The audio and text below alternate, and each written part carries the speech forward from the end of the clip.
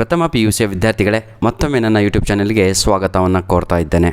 ಧನ್ಯವಾದಗಳು. ನಿಮ್ಮ ಪ್ರೀತಿ ವಿಶ್ವಾಸ ಹೀಗೆ ನನ್ನ ಜೊತೆ ಮುಂದೆವರೆಯಲಿ. ನೋಡಿ ಸರ್, ನಾನು ಅಪ್ಲೋಡ್ ಮಾಡಿರುವಂಥ ಕ್ವಶನ್ ಪೇಪರ್ ಇದೆ ಅಲ್ವಾ, ಬಹಳ ಇಂಪಾರ್ಟೆಂಟು. ಭಾಳ ಜನ ಅದನ್ನು ವಾಚ್ ಮಾಡ್ತಾ ಇಲ್ಲ. ಇಂಗ್ಲೀಷ್ ಕ್ವಶನ್ ಪೇಪರ್ ಹೇಳುತ್ತಿರುವಂಥದ್ದು ಎಲ್ಲ ಇಂಪಾರ್ಟೆಂಟ್ ಕ್ವಶನ್ಸ್ಗಳೇ ಒಳಗಡೆ ಇರುವಂಥದ್ದು. ಅದನ್ನು ಯೂಸ್ ಮಾಡ್ಕೊಂಡ್ರೆ ನಿಜವಾಗಿಯೂ ನಿಮ್ಮ ಯೂನಿಟ್ ಟೆಸ್ಟು ಇಂಗ್ಲೀಷ್ ಇದೆ ಅಲ್ವಾ, ಅದು ಕ್ಲಿಕ್ ಆಗುತ್ತೆ. ಅಂದರೆ ಔಟ್ ಆಫ್ ಔಟ್ ತೆಗೆಯುವಂಥ ಸಾಧ್ಯತೆ ಜಾಸ್ತಿ ಇರುತ್ತೆ. Anyhow, without wasting out time, let me start this video. ಈ ಒಂದು ಪ್ರಶ್ನೆ ಪತ್ರಿಕೆಯನ್ನು ಕಳಿಸಿಕೊಟ್ಟಂತಹ ನಮ್ಮ ಡ್ಯಾಶ್ ಹೆಸರು ಹೇಳಬೇಡಿ ಅಂತ ಹೇಳಿದ್ದಾರೆ. ಎಂತಹ ವಿದ್ಯಾರ್ಥಿನಿ ಅಂದರೆ ಹೆಸರು ಕೂಡ ಬರಬಾರ್ದು ಸರ್, ಹೆಲ್ಪ್ ಮಾಡ್ತೀನಿ, ಹೆಲ್ಪ್ ಮಾಡೋಕ್ಕೆ ರೆಡಿ ಇದ್ದೀನಿ ಅಂತಹ ವಿದ್ಯಾರ್ಥಿನಿ. ಧನ್ಯವಾದಗಳು ಕಣಮ್ಮ. ಇದು ಫಸ್ಟ್ ಸಲ ನಮ್ಮ ಒಂದು ಯೂಟ್ಯೂಬ್ ಚಾನಲ್ಗೆ ತಾವುಗಳು ಒಂದು ಪ್ರಶ್ನೆ ಪತ್ರಿಕೆಯನ್ನು ಕಳಿಸಿಕೊಟ್ಟಿರುವಂಥದ್ದು. God bless you. ದಕ್ಷಿಣ ಕನ್ನಡದ ಜಿಲ್ಲೆಯಿಂದ ಈ ಒಂದು ಪ್ರಶ್ನೆ ಪತ್ರಿಕೆ ಬಂದಿರುವಂಥದ್ದು. ನೋಡಿ, ಒಳ್ಳೆ ಕೆಲಸ ಮಾಡುವಾಗ ಹೆಜಿಟೇಷನ್ ಮಾಡ್ಕೋಬೇಡಿ, ಕ್ರೆಡಿಟನ್ನು ಪಡೆದುಕೊಳ್ಳಿ. ಯಾಕಂದರೆ ಪ್ರಪಂಚ ಸರಿ ಇಲ್ಲ, ಯಾರೋ ಬೇರೆಯವ್ರು ತೊಗೊಂಡೋಗ್ಬಿಡ್ತಾರೆ, ಅಂಥ ಪ್ರಪಂಚ ಇದು. ಎನಿಹೌ, ಧನ್ಯವಾದಗಳು ನನ್ನ ಆ ಒಂದು ವಿದ್ಯಾರ್ಥಿನಿಗೆ. ಪ್ರಥಮ PUC ಹಿಂದಿ ಪ್ರಶ್ನೆ ಪತ್ರಿಕೆ ದಕ್ಷಿಣ ಕನ್ನಡದಿಂದ ಕಳಿಸಿಕೊಟ್ಟಿದ್ದಾರೆ. God bless you. ಇದೇ ರೀತಿಯಾಗಿ ತಾವುಗಳು ಏನು ಮಾಡಬೇಕು, ಮುಂದಿನ ದಿನಗಳಲ್ಲಿಯೂ ಕೂಡ ನಮಗೆ ಸಹಾಯವನ್ನು ಮಾಡಿ ಅಂತ ನಿಮ್ಮಲ್ಲಿ ರಿಕ್ವೆಸ್ಟು. ಯಾಕಂದರೆ ಎಲ್ಲರಿಗೂ ಕೂಡ ಹೆಲ್ಪ್ ಆಗುತ್ತೆ ಕಣಮ್ಮ. God bless you.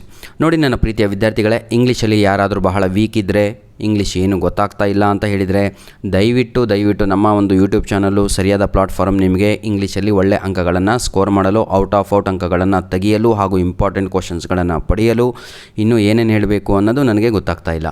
ಹಾಗೂ ನೋಟ್ಸನ್ನು ಪಡೆದುಕೊಳ್ಳಲು ಇಂಗ್ಲೀಷು, ಈ ರೀತಿಯಾಗಿ ಸಂಪೂರ್ಣವಾಗಿ ನಮ್ಮ ಒಂದು ಯೂಟ್ಯೂಬ್ ಚಾನಲ್ನಲ್ಲಿ ನಿಮಗೆ ಬೇಕಾಗಿರುವಂಥ ನಿಮ್ಮ ಮನಸ್ಥಿತಿಗೆ ತಕ್ಕಂತೆ. ಯಾಕಂದರೆ I go and I teach in 2 colleges. ನಾನು 2 ಕಾಲೇಜ್ಗಳಲ್ಲಿ ಪಾಠವನ್ನು ಮಾಡ್ತಾ ಇದ್ದೇನೆ. 2 ಕಾಲೇಜ್ಗಳಲ್ಲಿ ನನ್ನ ಒಂದು ಏನಂತೀರ ತಾವುಗಳು ಕಾರ್ಯವನ್ನು ನಿರ್ವಹಿಸ್ತಾ ಇದ್ದೇನೆ ಇಂಗ್ಲೀಷ್ ಲೆಕ್ಚರರ್ ಆಗಿ. ನನಗೆ ಗೊತ್ತು ಮಕ್ಕಳಿಗೆ ಏನು ಬೇಕು ಅಂದರೆ ಕ್ವಶನ್ ಪೇಪರೇ ಬೇಕು ಆ್ಯಕ್ಚುಲಿ. ಹಾಗಾಗಿ ಇಲ್ಲಿ ಕ್ವಶನ್ ಪೇಪರನ್ನು ಅಪ್ಲೋಡ್ ಮಾಡುತ್ತಿರುವಂಥದ್ದು. ಮಕ್ಕಳಿಗೆ ಏನು ಬೇಕು ಅಂದರೆ ಬರೀ ಇಂಪಾರ್ಟೆಂಟ್ ಕ್ವಶನ್ಸೇ ಬೇಕು. ಮಕ್ಕಳಿಗೆ ಏನು ಬೇಕು ಅಂದರೆ ಫಿಕ್ಸ್ ಕ್ವಶನ್ಸ್ ಬೇಕು ಆ ಇಂಪಾರ್ಟೆಂಟಲ್ಲಿ, ಮತ್ತೆ ಯಾವುದು ಎಕ್ಸಾಮಿಗೆ ಬರೋದು. ಮಕ್ಕಳಿಗೆ ಏನು ಬೇಕು ಅಂದರೆ ಜಾಸ್ತಿ ಮಾರ್ಕ್ಸ್ ಬೇಕು. ಶಿಕ್ಷಕರಿಗೆ ಏನು ಬೇಕು ಗೊತ್ತಾ, ನಮಗೇನು ಬೇಕು ಗೊತ್ತಾ, ನೀವು ಎಲ್ಲ ಪ್ರಶ್ನೆಗಳನ್ನು ಅಟೆಂಡ್ ಮಾಡಬೇಕು ಎಕ್ಸಾಮಲ್ಲಿ. ಶಿಕ್ಷಕರಿಗೆ ಏನು ಬೇಕು ಅಂದರೆ ಸುಂದರವಾದ ಒಂದು ಹ್ಯಾಂಡ್ ರೈಟಿಂಗ್ ಇರಬೇಕು. ಶಿಕ್ಷಕರಿಗೆ ಏನು ಬೇಕು ಅಂತ ಹೇಳಿದರೆ ನೀವು ಸರಿಯಾದ ಉತ್ತರಗಳನ್ನು ಬರೆದಿರಬೇಕು. ಶಿಕ್ಷಕರಿಗೆ ಏನು ಬೇಕು ಅಂತ ಹೇಳಿದರೆ ಕ್ವಶನಿಗೆ ತಕ್ಕಂತೆ ಆನ್ಸರ್ ಇರಬೇಕು. ಇಷ್ಟಿದ್ದರೆ ಅವರು ಭಾಳ ಸಂತೋಷವಾಗಿ 40ಕ್ಕೆ 40 ಅಂಕಗಳನ್ನು ನೀಡ್ತಾರೆ. ನೀವು ಬರೆದಿರೋದೇ ಒಂದು, ಆದರೆ ಎಕ್ಸ್ಪೆಕ್ಟೇಷನ್ಸ್ ಜಾಸ್ತಿ ಇದೆ ಅಂದರೆ ಹೌ ಇಟ್ ಈಸ್ ಪಾಸಿಬಲ್? ರಾತ್ರಿ ಎಲ್ಲ ಮಲಗಿಬಿಟ್ಟು ಬೆಳಗ್ಗೆ ಡೈರೆಕ್ಟಾಗಿ ನಾನು ಎಕ್ಸಾಮ್ ಬರಿತೀನಿ, ಎಕ್ಸಾಮ್ ಹಾಲಲ್ಲೇ ನಾನು ಟೆಸ್ಟ್ ಮಾಡ್ತೀನಿ ನನ್ನ ಒಂದು ರೈಟಿಂಗ್ ಸ್ಕಿಲ್ಲನ್ನು ಅಂದರೆ it is impossible my dear children. Score ಮಾಡಬೇಕು ಅಂದರೆ ಒಂದೇ ಒಂದು ದಾರಿ, ಅದು ರೈಟ್ ಆ್ಯಂಡ್ ಪ್ರಾಕ್ಟೀಸ್ ಅಂತ. ಧನ್ಯವಾದಗಳು. ನಿಮ್ಮ ಪ್ರೀತಿ ವಿಶ್ವಾಸ ಹೀಗೆ ನಮ್ಮ ಜೊತೆ ಮುಂದೆವರೆಯಲಿ. ನಿಮ್ಮ ಅಮೂಲ್ಯವಾದ 3 ನಿಮಿಷಗಳ ಕಾಲ ಸಮಯವನ್ನು ನಮಗೆ ಕೊಟ್ಟಿದ್ರಿ. ನೋಡಿ, ನಿಮ್ಮ ಪ್ರಶ್ನೆ ಪತ್ರಿಕೆ ಕೂಡ ಇದೇ ರೀತಿಯಾಗಿ ಪ್ಯಾಟರ್ನ್ ಇರುತ್ತೆ. ಇದು ಯಾವುದು ಓಲ್ಡ್ ಕ್ವಶನ್ ಪೇಪರ್ ಅಲ್ಲ ಕಣ್ರಪ್ಪ, ಆಯಿತಾ.